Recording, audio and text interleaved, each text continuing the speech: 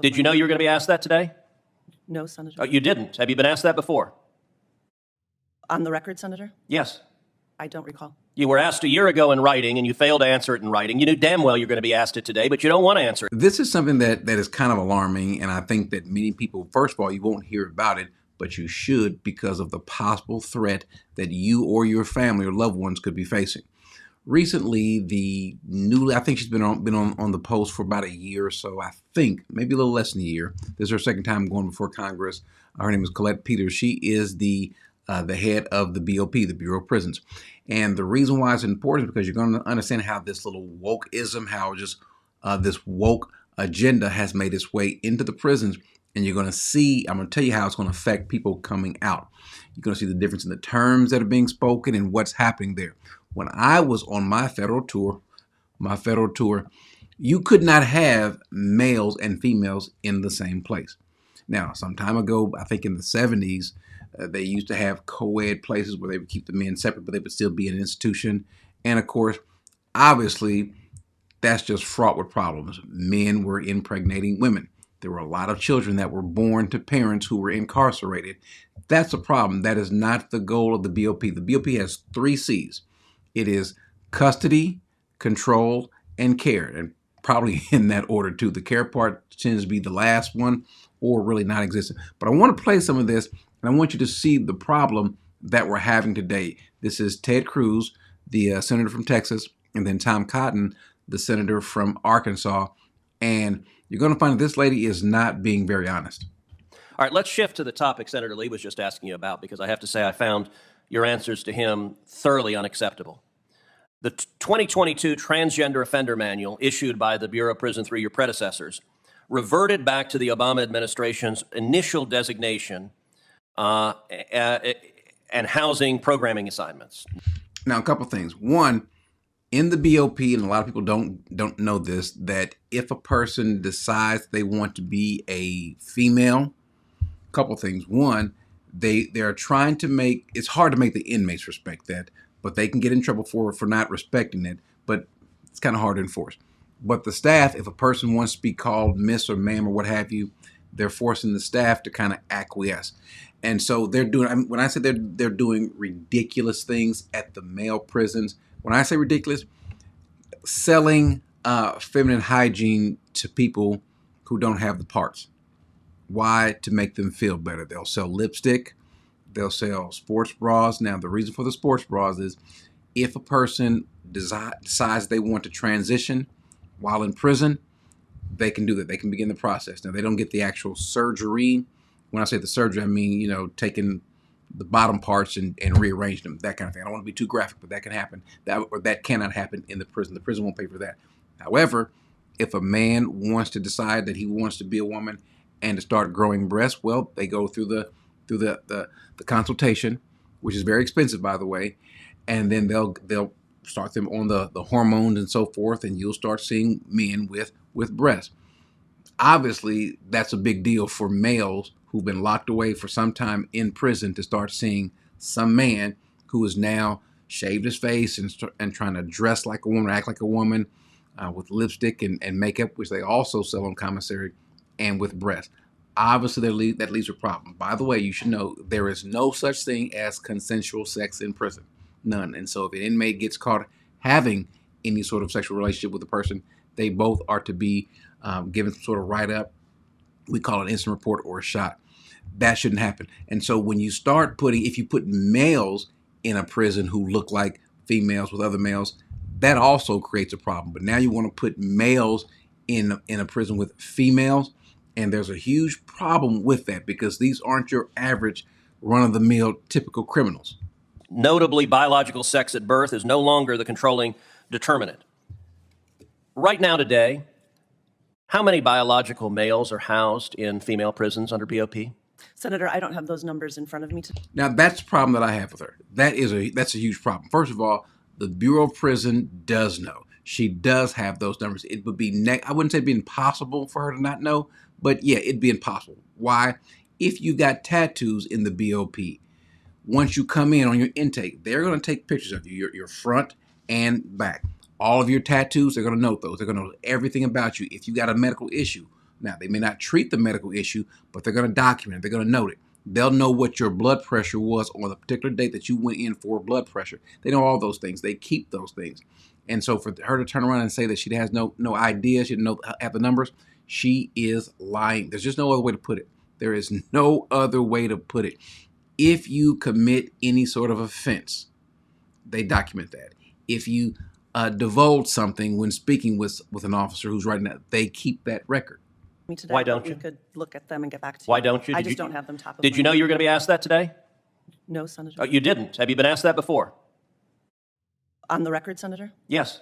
I don't recall. You were asked a year ago in writing, and you failed to answer it in writing. You knew damn well you're going to be asked it today, but you don't want to answer it. Senator Lee asked, why don't you report the numbers? You don't report the numbers because you don't want people to know the numbers. So the fact that you sit there and say, I don't know, he said 1,300. Is that number in the ballpark? And she does know. But if you don't give the information there, then you don't have to be accountable to it. We can always come back and say, we'll give you the information later, and then not give you the information later. Or we do give you the information, and then what are you going to do? You won't see me for another year. 1,300 as it relates to which category, Senator? Biological males housed in female prisons. No, that would be a much larger number. Which is a larger number? The number of individuals who even identify as transgender at the Federal Bureau of Prisons is around 1,700. And the Now, I would agree that that's a high number to say there's 1,300 biological males that are housed with females. But then again, this was after my time. But she states that there are about 1,700 individuals that identify as transgender. I think that's a low number. I think that is a low number. First of all, to identify as transgender is the first step. And anybody can do that. And you see a lot of guys doing that there because you're in prison for a long time and it's its own little community. And people began identifying that, one for protection, one for camaraderie and so forth.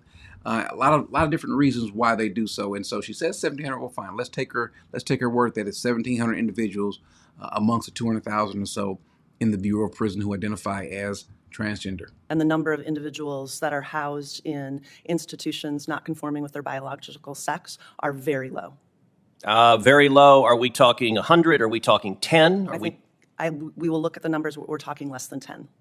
So your testimony here, I just want to understand, your testimony here today is there are fewer than 10 biological males, human beings that were born male, who are housed in female prisons. Is that your testimony? That is my understanding, and I will confirm that and get back to you. Okay. Of the 1,700 prisoners you referenced, how many?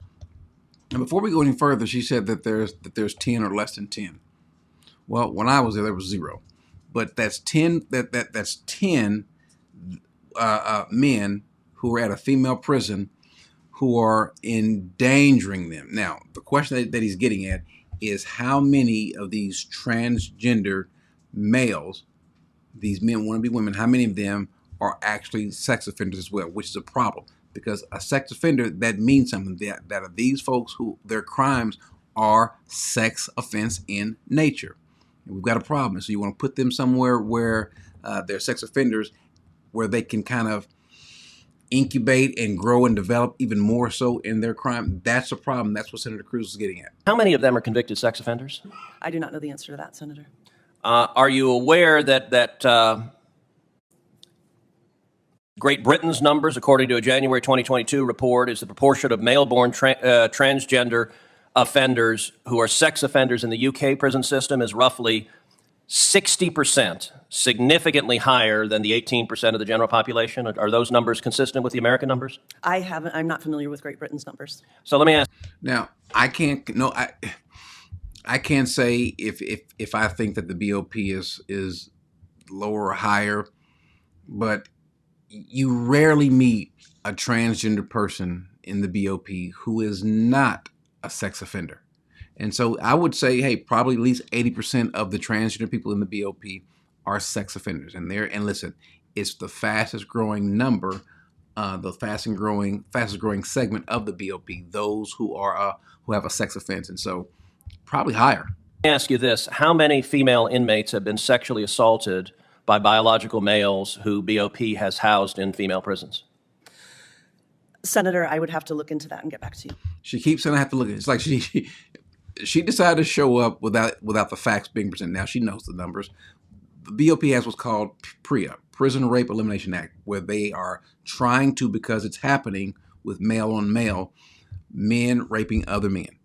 And so they keep a number of that. They keep even the slightest hint of that. If you were to allege that, they document that. If they think that if you've been alleged so, you are being taken off the yard immediately.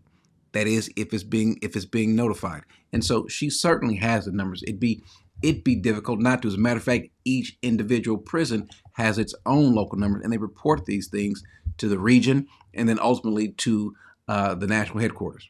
Do you have an obligation to protect those female prisoners? Absolutely. And so have you examined how many women have been sexually assaulted by biological males that BOP has placed in the prison with those women? I have not, Senator, but I will tell you that safety and security and the placement of every individual in our custody is top of mind and the most important. So if it's top of mind, why haven't you examined how many have been sexually assaulted? This is an obvious question. If you put a man with male genitals, with a male body in a female prison who's a convicted sex offender, it's not rocket science that there's a real risk those women are going to be victims of sexual assault. All right, you mentioned your opening. Now, before we go further, this is why this is a problem. These people are getting out. These males, the predators who are deciding they want to go to a female prison. Now, remember, they might have breasts. They may not. They may not.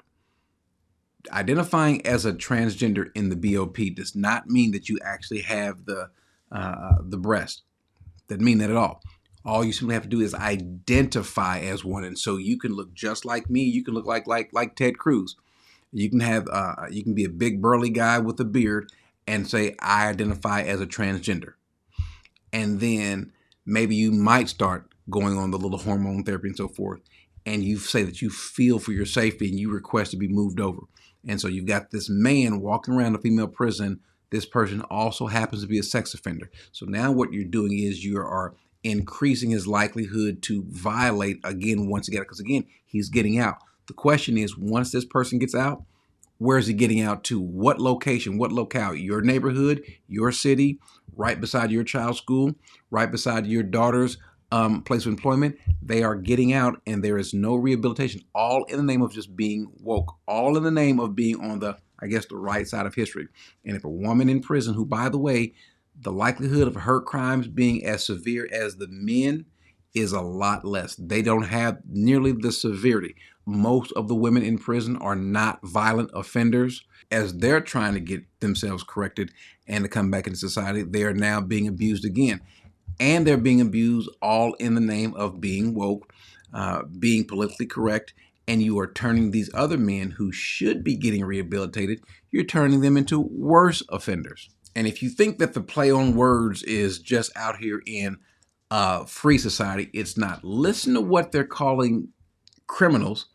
Listen to what they're calling them now. Opening statement, you talked to stakeholders and something called justice-involved individuals. What's a justice-involved individual? Someone who has been involved in the criminal justice system. So a criminal. Criminal or victims. We had a listening session where victims. I don't know if you caught that. Someone that's been involved in the justice system. So you can't make this up. And he says, why not just call them criminals? We don't have a problem being called criminals when you're in prison, or as they call us, inmates. Okay, fine. It is what it is. But what you're doing is you are bringing down the tone. You give them a nice little title and make them feel at home and comfortable. No, it's called being a criminal. It's called being an inmate. But in the name of being woke, in the name of being politically correct, this is what's happening. Why not just call them? Why not just use plain language? No one's going to be offended, not even the inmates. Victims also discussed the impact of the The criminal reason we don't justice just call them system. criminals and victims? Pardon me? Is there a reason we don't just use plain English and call them criminals and victims? Justice-involved individuals is a term that I use regularly. Okay. Justice-involved individuals. Okay. And so there's going to be this nice term, and you see this with child sex offenders, predators. What do we call them now? Minor attracted people. There are different things that we're doing to try to make crime, make sin look good. As a matter of fact, turn a blind eye or a deaf ear to it. Even in the case of the BOP, even help to promote it, knowing full well that it's going to lead to further crimes. This is why you guys ought to be alarmed. This is a problem. And this is woke going to Washington and then now infiltrating the Bureau of Prisons. Guys, everyone should speak out, say something, or at the very least, be on alert. Make sure, and I hate to say it because there are some people that are coming home from prisons who have served their time, who have learned, who have grown from it. But I also think that being a concerned parent, a concerned citizen, you want to make sure that you recognize where some of these people actually live on these sex offender registries and so forth, because it's a problem. It is a problem. I do think that the registry needs to be adjusted and differentiate which types are which. But these men who have certainly, it should be shown that the people who are sex offenders who have changed or now identifying as transgender, they weren't transgender before they went in, but now they are. I think that needs to be identified. I think that it needs to be identified if those people have actually committed any sort of sex offense while in prison as well. I think that part definitely should be known because, again, that goes directly to the safety of the individuals. If you're still committing these crimes in prison, then what are you going to do when you get out? And there's no scrutiny. There's no oversight to you. You just have to report in and so forth. So this is a problem. And again, our own government is being complicit in it.